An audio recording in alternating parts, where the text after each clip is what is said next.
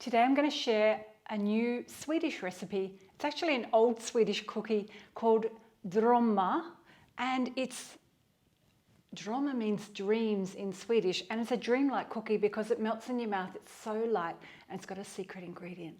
So if you'd like to see how to make this Swedish cookie called drommar, come with me and let's see.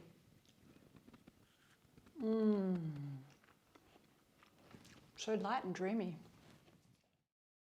So the first step to make your cookies today, we need to preheat the oven 170°C or 150 with a fan. And in this bowl, I'm going to add my butter. So there's not a lot of butter in this recipe. There's only 50 grams or a quarter of a cup. I had salted butter in the fridge, so I'm just using that. And then the white sugar is 125 grams. That's just regular white sugar. You can use caster sugar if you've got that.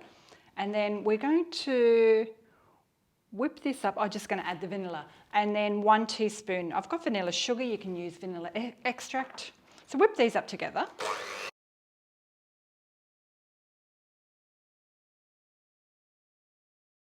Just going to stop and scrape. So the other ingredient that makes these really delicious and melt in your mouth is we're going to add a little bit of oil. So just some kind of neutral oil, and we've got 50 mils. That's about 3 tablespoons and 2 teaspoons. So let's whip that up. So today I'm going to use white spelt flour. In here there's 120 grams, which is 3/4 of a cup plus 1 tablespoon. Into that we're adding the magic Swedish ingredient, which is called, I just need to check my notes how to pronounce it. It's called hjorthorns-salt, which is translated to reindeer salt. It's like a bicarbonate of soda or baking soda.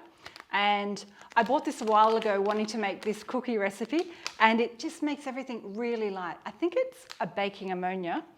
If you can find that where you live, buy it because it is the magic ingredient. If not, last week I tested them and just did it with regular bicarbonate of soda or baking soda. You can swap it out. They still taste great, not as amazing, but they're still pretty good. So let me just pop in 1/2 teaspoon into the flour. I just want to whisk that to combine it first. Whoops. So now I'm going to add just a little bit at a time. Can't speak today. So about 1/3 at a time, we'll mix it around. Let's just stop and scrape it. So I've just got you zoomed in so you can see me forming the cookies. See, the dough has come together quite well and we don't need to refrigerate it. So I like little small cookies, so it's about 1 teaspoon. So you can do 1/2 to 1 teaspoon.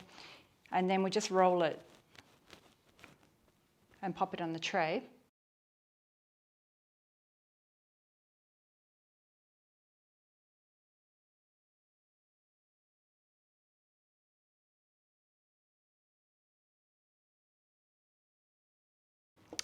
I'm ready to bake these now in our oven for 15 to 20 minutes. We want them just to be golden on the outside edge.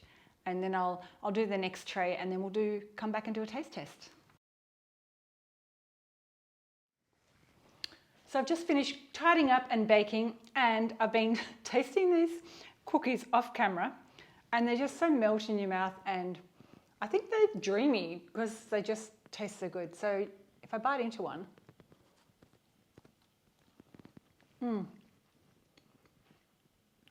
I think I would describe this as the lightest butter cookie I have ever tasted. The texture just melts in your mouth. And maybe that's why they're called drommar or dream, because they're just so light and tasty. So if you're looking for something different, a Swedish style recipe with no eggs, give this a go. I haven't tried it with gluten-free flours yet, but I'm sure it probably would be quite adaptable. And don't forget, subscribe, write a comment below, share it with a friend, and I'll pop a few other links for egg-free cookies above. Thanks for watching. I'll see you next time. Bye, or hej då from Sweden. Yum, yum, yum.